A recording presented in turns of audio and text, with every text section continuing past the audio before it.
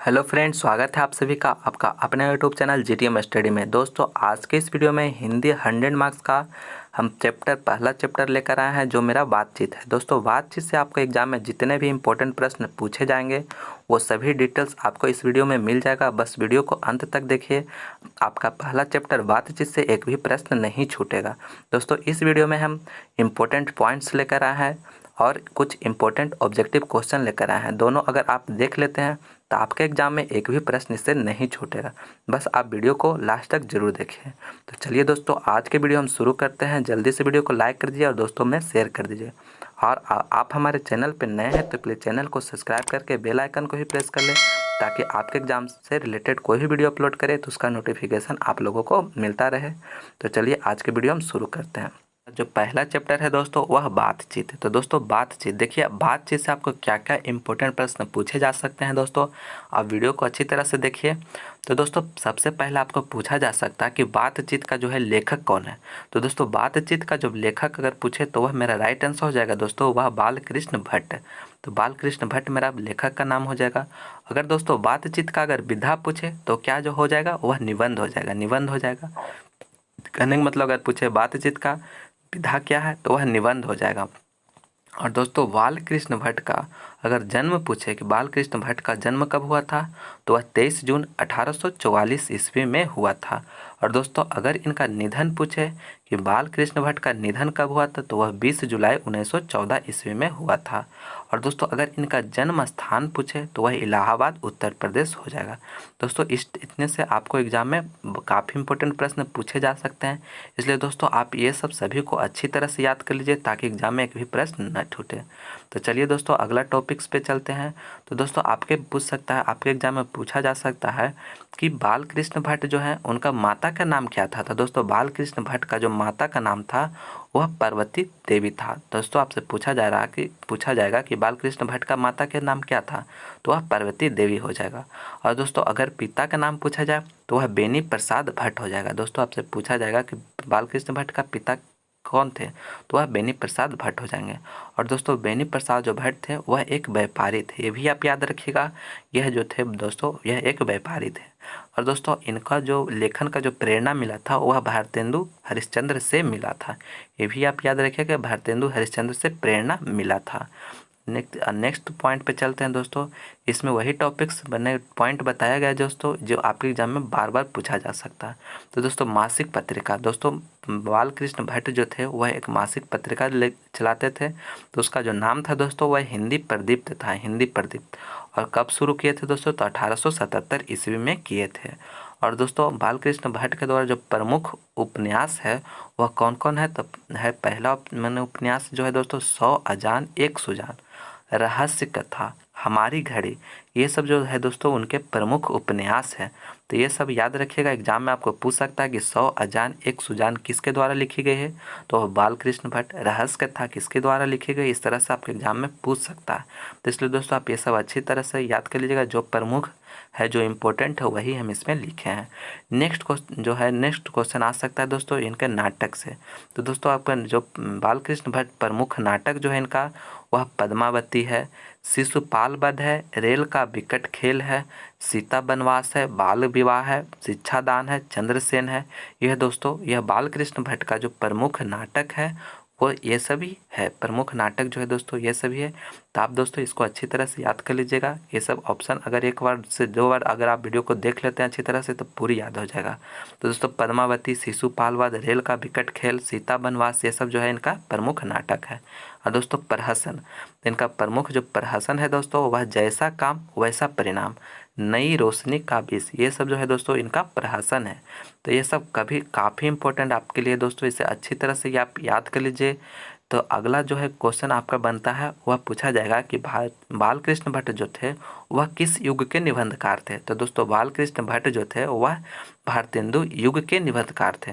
ये भी काफ़ी इंपॉर्टेंट यहाँ पे प्रश्न बनता है दोस्तों, इसे भी आप याद कर लिए। कुछ नहीं, आपको जब पूछा जाएगा बालकृष्ण भट्ट किस युग के थे, तो वह भारतेंदु युग के थे। डायरेक्ट आप क्वेश्चन बना लीजिएगा।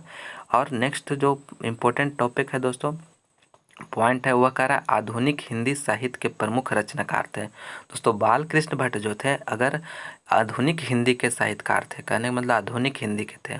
और युग पूछेगा तब आप मारिएगा भारतेंदु युग के थे, लेकिन अगर पूछे आधुनिक हिंदी के थे कि भक्ति काल के थे तो यहाँ पे आधुनिक हिंदी के हो जाएंगे। और दोस्तों और इम्पोर्टेंट देखिए टॉपिक इम्पोर्टेंट पॉइंट है कि आचार्य रामचंद्र शुक्ल ने निबंधकार के रूप में उन्हें अंग्रेजी साहित्य के एडिशन और स्टील के श्रेणी में रखा है। कहने का मतलब आचार्य रामचंद्र शुक्ल जो थे दोस्तों वह इनको अंग्रेजी साहित्य के एडिशन और स्टील के श्रेणी में रखा है। ये भी काफ़ी इम्पोर्टेंट टॉप पॉइंट है दोस्तों, अच्छी तरह से याद कर लीजिएगा। और नेक्स्ट इम्पोर्टेंट पॉइंट है जो दोस्तों वह रॉबिन्स क्रूसो को 16 वर्षों तक मानव मुख देखने को नहीं मिला था। दोस्तों रॉबिन क्रूसो जो थे उनको 16 वर्षों तक कोई भी मानव मुख देखने को नहीं मिला था। तभी आप एग्जाम में आपको पूछा जा सकता है दोस्तों कि 16 वर्षों तक किन्हें जो था मानव मुख देखने के लिए नहीं मिला था, तो वह रॉबिन्स क्रूसो को नहीं मिला था। तो ये सब आप इम्पोर्टेंट पॉइंट्स सभी को याद कर लीजिएगा ताकि आपके एग्जाम में किसी भी तरह से क्वेश्चन पूछे तो आप उसे आंसर कर सके और ज़्यादा से ज़्यादा मार्क्स आपको दिला सके। दोस्तों इस तरह का वीडियो कहीं नहीं मिलेगा आपको, इसलिए दोस्तों वीडियो को एक बार अच्छी तरह से याद कर लीजिएगा। हम पूरा चैप्टर वाइज करके हम सभी वीडियो को इसी तरह से आपको बना कर देंगे। और दोस्तों यह वीडियो आपको कैसा लगा आप हमें कमेंट करके ज़रूर बताइएगा ताकि और भी हम इसे अच्छे से बना सकें। दोस्तों फर्स्ट चैप्टर बातचीत से जितने भी और इम्पोर्टेंट ऑब्जेक्टिव क्वेश्चन है दोस्तों वो सभी आपको इसमें लेकर आए हैं। तो दोस्तों आपको ये भी एक क्वेश्चन को अच्छी तरह से देख लीजिएगा। अगर हमारा जो पहला जो बताया उधर कहने का मतलब जो आपको इम्पोर्टेंट पॉइंट्स बताया उसको अगर पूरी तरह से याद कर लेते हैं सब देखिए आसानी से क्वेश्चन बन जाएगा। बस आप वीडियो को देख लीजिए, आपका रिविजन भी हो जाएगा। तो चलिए दोस्तों पहला क्वेश्चन में कह रहा है बातचीत शीर्षक निबंध के निबंधकार कौन है। तो दोस्तों आप आसानी से इसको बना सकते हैं क्योंकि पीछे हम बता चुके हैं कि बातचीत शीर्षक के जो निबंधकार जो है दोस्तों निबंध के वह कौन है, तो बालकृष्ण भट्ट है। तो डी ऑप्शन यहाँ पे मेरा बिल्कुल करेक्ट हो जाएगा। कहने का मतलब डी ऑप्शन यहाँ पे बिल्कुल करेक्ट है। बातचीत शीर्षक निबंध के जो निबंधकार थे दोस्तों वह बालकृष्ण भट्ट हो जाएगा। यहाँ पे डी ऑप्शन यहाँ पे बिल्कुल करेक्ट है। नेक्स्ट क्वेश्चन दूसरा नंबर पे चलते हैं दोस्तों। कह रहा है दूसरा नंबर में कि बालकृष्ण भट्ट की रचना बातचीत क्या है। दोस्तों आपको बातचीत जो है वह क्या है, कहने का मतलब आपको विधा पूछा जा रहा है। एकांकी है, कहानी है, यात्रा स्मरण है या ललित निबंध है। तो दोस्तों आपको बताया बालकृष्ण भट्ट के द्वारा जो रचना किया गया बातचीत वह एक निबंध है, कहने का मतलब ललित निबंध है। यहाँ पे डी ऑप्शन यहाँ पे बिल्कुल करेक्ट हो जाएगा। डी ऑप्शन यहाँ पे मेरा बिल्कुल करेक्ट है। नेक्स्ट क्वेश्चन तीसरा नंबर में कह रहा है कि बालकृष्ण भट्ट किस युग के निबंधकार थे। दोस्तों ये भी प्रश्न आपको इम्पोर्टेंट पॉइंट में करा चुके हैं। बालकृष्ण भट्ट जो थे वह किस युग के निबंधकार थे, तो वह भारतेंदु युग के थे। बी ऑप्शन यहाँ पे बिल्कुल करेक्ट है। बी ऑप्शन यहाँ पे बिल्कुल करेक्ट है। आप इसे अच्छी तरह से याद कर लीजिए। भारतेंदु आपको याद हो गया होगा, भारतेंदु युग के बालकृष्ण भट्ट के निबंधकार थे। नेक्स्ट क्वेश्चन चौथा नंबर पे चलते हैं। चौथा नंबर में कह रहा है कि संवाद में सबसे महत्वपूर्ण क्या होता है। दोस्तों संवाद में जब होता है तो उसमें सबसे महत्वपूर्ण क्या होता है। पहला ऑप्शन दे रहा है तर्क, दूसरा में दे रहा है जिज्ञासा, तीसरा में दे रहा है आत्मीयता और चौथा में दे रहा है प्रवाहपूर्ण भाषा। तो दोस्तों संवाद जब होता है तो उसमें सबसे महत्वपूर्ण जो होता है वह आत्मीयता होता है। सी ऑप्शन यहाँ पे बिल्कुल करेक्ट है। आत्मीयता जो होता है दोस्तों वह संवाद में सबसे महत्वपूर्ण है। ऐसे अच्छी तरह से याद कर लीजिएगा। नेक्स्ट क्वेश्चन पाँचवा नंबर में कह रहा है दोस्तों, यह भी काफ़ी इंपॉर्टेंट प्रश्न है दोस्तों, आपको पीछे भी करा चुके हैं कि बालकृष्ण भट्ट का जन्म कब हुआ था। दोस्तों बालकृष्ण भट्ट का जो जन्म हुआ था वह 23 जून 1844 ईस्वी को हुआ था। बी ऑप्शन यहाँ पे बिल्कुल करेक्ट है। बी ऑप्शन यहाँ मेरा बिल्कुल करेक्ट है। कहने का मतलब 23 जून 1844 ईस्वी को बालकृष्ण भट्ट का जन्म हुआ था। नेक्स्ट क्वेश्चन छठा नंबर में कह रहा है दोस्तों कि संयोक्ता स्वयंवर रचना है। दोस्तों संयोक्ता स्वयंवर जो है वह किन की रचना है। पहला ऑप्शन दे रहा है बालकृष्ण भट्ट की, दूसरा में दे रहा है प्रताप नारायण मिश्र की और चौथा में दे रहा है श्रीनिवास दास की और चौथा में दे रहा है मैथिली शरण गुप्त की। तो दोस्तों काफ़ी इंपॉर्टेंट प्रश्न है। कह रहे संयोक्ता जो स्वयंवर जो है दोस्तों वह रचना है तो श्रीनिवास दास की है। सी ऑप्शन यहाँ पे बिल्कुल करेक्ट है। सी ऑप्शन यहाँ पे बिल्कुल करेक्ट है। श्रीनिवास दास संयोक्ता स्वयंवर जो है दोस्तों वह श्रीनिवास दास की रचना है। नेक्स्ट क्वेश्चन सातवां नंबर में कह रहा है दोस्तों कि कौन सी रचना बालकृष्ण भट्ट ने नहीं है, भट्ट की नहीं है। दोस्तों आपको बताना है कि कौन सी जो रचना है वह बालकृष्ण भट्ट की नहीं है। तो पहला ऑप्शन दे रहा है नूतन ब्रह्मचारी और दूसरा में दे रहा है 100 अजान एक सुजान और तीसरा में दे रहा है सद्भाव का अभाव और चौथा में दे रहा है परीक्षा गुरु। तो दोस्तों बालकृष्ण भट्ट की जो रचना नहीं है वह परीक्षा गुरु है। डी ऑप्शन यहाँ पे बिल्कुल करेक्ट है। डी ऑप्शन यहाँ पे बिल्कुल करेक्ट है, परीक्षा गुरु। परीक्षा गुरु जो है दोस्तों वह बालकृष्ण भट्ट की रचना नहीं है। बाकी जो 3 है वह बालकृष्ण भट्ट की रचना है। तो आप याद कर लीजिएगा, एग्जाम में पूछ सकता है। नेक्स्ट क्वेश्चन 8वां नंबर में कह रहा है दोस्तों कि काफ़ी इंपॉर्टेंट प्रश्न कह रहा है कि कौन सी रचना बालकृष्ण भट्ट की है। तो दोस्तों बालकृष्ण भट्ट की कौन सी रचना है, तो यहाँ पे फर्स्ट ऑप्शन रेल का विकट खेल जो है बालकृष्ण भट्ट का है, रचना है। तो यहाँ पे फर्स्ट ऑप्शन यहाँ पे मेरा बिल्कुल करेक्ट हो जाएगा। 9 नंबर में कह रहा है दोस्तों कि बालकृष्ण भट्ट ने कौन सी मासिक पत्रिका निकाला। दोस्तों बालकृष्ण भट्ट जो थे वह कौन सी मासिक पत्रिका निकाले थे, तो आपको बताएं दोस्तों यह हिंदी प्रदीप निकाले थे। हिंदी प्रदीप, सी ऑप्शन यहाँ पे बिल्कुल करेक्ट है।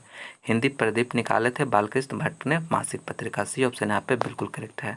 नेक्स्ट क्वेश्चन 10वां नंबर में कह रहा है कि रॉबिन क्रूसो यहाँ पे होगा दोस्तों। कह रहा है कि क्रूसो 16 वर्षों के उपरांत किसके मुख से एक बात सुनी। दोस्तों रॉबिन क्रूसो जो थे वह 16 वर्षों के उपरांत किसके मुख से एक बात सुने थे, तो दोस्तों वह फ्राइडे के। फर्स्ट ऑप्शन यहाँ पे बिल्कुल करेक्ट है। फर्स्ट ऑप्शन यहाँ पे बिल्कुल करेक्ट है, फ्राइडे के। फ्राइडे जो थे दोस्तों वह एक प्रमुख लेखक थे। तो रॉबिन क्रूसो जो थे दोस्तों वह 16 वर्षों के उपरांत एक शब्द सुने, वह फ्राइडे के सुने थे। फर्स्ट ऑप्शन यहाँ पे बिल्कुल करेक्ट है। नेक्स्ट क्वेश्चन 11 नंबर में कह रहा है दोस्तों कि मनुष्य की बातचीत उत्तम तरीका क्या है। मनुष्य की जो बातचीत के उत्तम तरीका है वह क्या है, तो दोस्तों मनुष्य के जो बातचीत का उत्तम तरीका है वह अवाक होकर अपने से बातचीत करना। डी ऑप्शन यहाँ पे बिल्कुल करेक्ट है। डी ऑप्शन यहाँ पे बिल्कुल करेक्ट है। बातचीत जो है दोस्तों मनुष्य के जो बातचीत के उत्तम तरीका है वह अवाक होकर अपने से बातचीत करना। डी ऑप्शन यहाँ पे बिल्कुल करेक्ट है। नेक्स्ट क्वेश्चन 12 नंबर में कह रहा है कि बातचीत के माध्यम से बालकृष्ण भट्ट क्या बतलाना चाहते थे। कहने का मतलब दोस्तों बातचीत के माध्यम से बालकृष्ण भट्ट जो थे वह क्या बतलाना चाहते हैं, तो इसका राइट आंसर हो जाएगा दोस्तों ऑप्शन नंबर ए, बातचीत की शैली। फर्स्ट ऑप्शन यहाँ पे बिल्कुल करेक्ट है। कहने का मतलब बातचीत के माध्यम से बालकृष्ण भट्ट जो थे वह बातचीत की शैली बतलाना चाहते थे। फर्स्ट ऑप्शन यहाँ पे बिल्कुल करेक्ट है। दोस्तों अगर आप हमारा अदर सब्जेक्ट का वीडियो नहीं देखें तो उसका लिंक हमारे डिस्क्रिप्शन में दिया हुआ है, वहाँ पे जाके आप हमारा अदर सब्जेक्ट का वीडियो ज़रूर देखिए, क्योंकि उसमें काफ़ी इंपॉर्टेंट प्रश्न बताया गया है जो कि आने वाले बोर्ड परीक्षा के लिए काफ़ी महत्वपूर्ण है, ताकि आपके एग्जाम में ज़्यादा से ज़्यादा मार्क्स उठ सके, इसलिए उस वीडियो को ज़रूर देखें। नेक्स्ट क्वेश्चन 13 नंबर में कह रहा है कि भट्ट जी को किसने अंग्रेजी साहित्य के एडिशन और स्टील की श्रेणी में रखा। दोस्तों भट्ट जी के मैंने कहने का मतलब बालकृष्ण भट्ट को किसने अंग्रेजी साहित्य के स्टील एडिशन और स्टील के श्रेणी में रखा था, तो दोस्तों इसको पीछे भी हम इम्पोर्टेंट पॉइंट में करवा चुके हैं। वह रामचंद्र शुक्ल ने भट्ट जी को अंग्रेजी साहित्य के एडिशन और स्टील के श्रेणी में रखा था। तो सी ऑप्शन यहाँ पे मेरा बिल्कुल करेक्ट हो जाएगा। सी ऑप्शन यहाँ पे बिल्कुल करेक्ट हो जाएगा, रामचंद्र शुक्ल।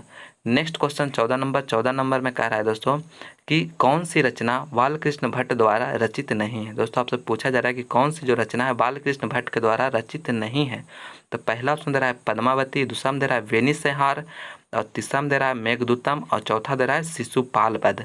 तो दोस्तों बालकृष्ण भट्ट के द्वारा जो रचित नहीं है वह मेघदूतम। सी ऑप्शन यहाँ पे बिल्कुल करेक्ट है। सी ऑप्शन यहाँ पे बिल्कुल करेक्ट है। मेघदूतम जो है दोस्तों वह बालकृष्ण भट्ट के द्वारा रचना नहीं किया गया। मेघदूतम जो है दोस्तों वह कालिदास के द्वारा लिखा हुआ है, आप याद कर लीजिएगा, एग्जाम में पूछा जा सकता है।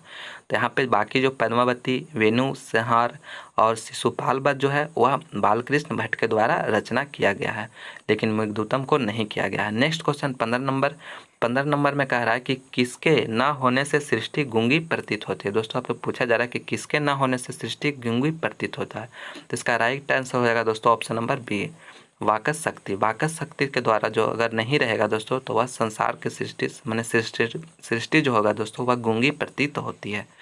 मेरा बी ऑप्शन यहाँ पे बिल्कुल करेक्ट हो जाएगा। बी ऑप्शन यहाँ पे बिल्कुल करेक्ट हो जाएगा, वाकस शक्ति।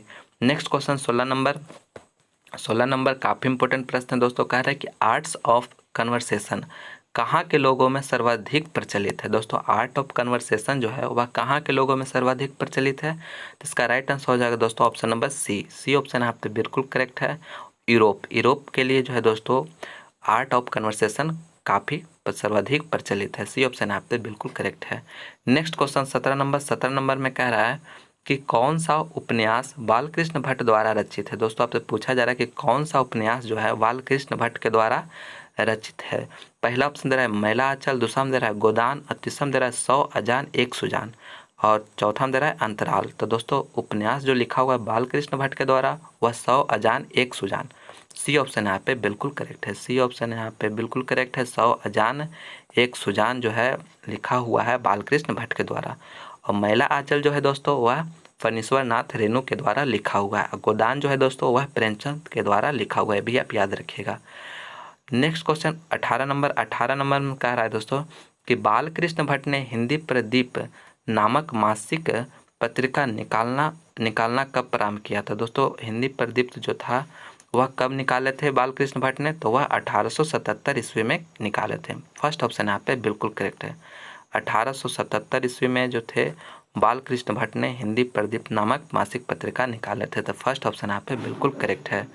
नेक्स्ट क्वेश्चन 19वां नंबर में कह रहा है कि नाटक के प्रारंभ में होने वाले मंगल पाठ को क्या कहा जाता है। दोस्तों नाटक जब प्रारंभ होता है तो उसमें होने वाले मंगल पाठ को क्या कहा जाता है, तो इसका राइट आंसर हो जाएगा दोस्तों ऑप्शन नंबर बी, नांदी पाठ। नांदी पाठ बोला जाता है। नाटक प्रारंभ होता है दोस्तों, उसमें जब मंगल पाठ किया जाता है तो उसे नांदी पाठ बोला जाता है। नाटक के प्रारंभ में जो होने वाले मंगल पाठ को नांदी पाठ कहा जाता है। तो यहाँ पे बी ऑप्शन यहाँ पे बिल्कुल करेक्ट है। नेक्स्ट क्वेश्चन 20वां नंबर में कह रहा है कि रॉबिन क्रूसो को कब तक मनुष्य का मुख देखने को नहीं मिला। तो दोस्तों रॉबिन क्रूसो जो थे उनको कितने वर्षों तक जो मनुष्य का मुख देखने को नहीं मिला था, तो वह 16 वर्षों तक नहीं मिला था। सी ऑप्शन आप पे बिल्कुल करेक्ट है, 16 वर्षों तक। काफ़ी इंपॉर्टेंट प्रश्न दोस्तों एग्जाम में आ सकता है। 16 वर्षों तक रॉबिन क्रूसो को किसी भी मनुष्य का मुख देखने को नहीं मिला था। नेक्स्ट क्वेश्चन 21वां नंबर में कह रहा है कि बोलने से ही मनुष्य के रूप का साक्षात्कार होता है, यह किसने कहा। दोस्तों आप कह रहा है कि बोलने से ही मनुष्य के रूप में साक्षात्कार होता है, यह किसने कहा। पहला ऑप्शन दे रहा है एडिसन, दूसरा में दे रहा है वेन जॉनसन और तीसरा में दे रहा है स्पेंसर और चौथा में दे रहा है इनमें से कोई नहीं। तो दोस्तों बोलने से ही मनुष्य के रूप में साक्षात्कार होता है, यह जो कथन था वह बेन जॉनसन के द्वारा कहा हुआ था। तो बी ऑप्शन यहाँ पे बिल्कुल करेक्ट है, बेन जॉनसन के द्वारा बोला गया था। तो बी ऑप्शन यहाँ पे बिल्कुल करेक्ट हो जाएगा। नेक्स्ट क्वेश्चन 22वां नंबर में कह रहा है दोस्तों कि बालकृष्ण भट्ट का निवास स्थान कौन सा है। दोस्तों बालकृष्ण भट्ट का जो निवास स्थान था वह कौन सा है, तो आपको बताएं दोस्तों, पीछे बताएं कि इलाहाबाद उत्तर प्रदेश। बालकृष्ण भट्ट का जो निवास स्थान था वह इलाहाबाद उत्तर प्रदेश में था। तो बी ऑप्शन यहाँ पे मेरा बिल्कुल करेक्ट हो जाएगा। नेक्स्ट क्वेश्चन 23वां नंबर में कह रहा है कि बालकृष्ण भट्ट ने किस पत्रिका का संपादन किया। दोस्तों बालकृष्ण भट्ट जो थे वह किस पत्रिका का संपादन किए थे, तो वह हिंदी प्रदीप। सी ऑप्शन यहाँ पे बिल्कुल करेक्ट है। सी ऑप्शन हिंदी प्रदीप तो जो था दोस्तों वह बालकृष्ण भट्ट के पत्रिका का संपादन किए थे। तो कब किए थे, तो 1877 ईस्वी में किए थे। नेक्स्ट क्वेश्चन 24वां नंबर में कह रहा है कि असल बातचीत सिर्फ दो व्यक्तियों में ही हो सकती है, यह किसका मत है। दोस्तों असल बातचीत जो होता है सिर्फ दो व्यक्तियों में हो सकता है, यह किसका मत है, तो इसका राइट आंसर हो जाएगा दोस्तों एडिसन। फर्स्ट ऑप्शन यहाँ पे बिल्कुल करेक्ट है। एडिसन का जो मत था दोस्तों कि बातचीत जो होती है वह दो व्यक्तियों में ही हो सकता है। तो फर्स्ट ऑप्शन यहाँ पे बिल्कुल करेक्ट है। दोस्तों अगर अभी तक हमारे वीडियो को देख रहे हैं तो वीडियो को लाइक ज़रूर कर दीजिए और हमारे चैनल को अभी तक सब्सक्राइब नहीं किए तो चैनल को सब्सक्राइब भी कर लीजिए, ताकि आपके लिए जब अच्छे वीडियो लेकर आएँ तो वो आपको मिले और उस वीडियो को देखिए और ज़्यादा मार्क्स लाइए। और नेक्स्ट क्वेश्चन मेरा जो है दोस्तों 25वां नंबर में कह रहा है कि एडिसन के अनुसार असल बातचीत कितने लोगों के बीच हो सकता है।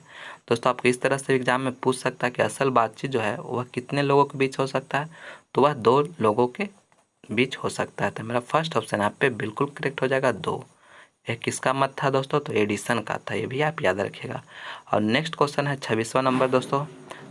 26वां नंबर में कह रहा है कि बातचीत से मन किस प्रकार का हो जाता है। दोस्तों कह रहा है कि बातचीत से मन किस प्रकार का हो जाता है।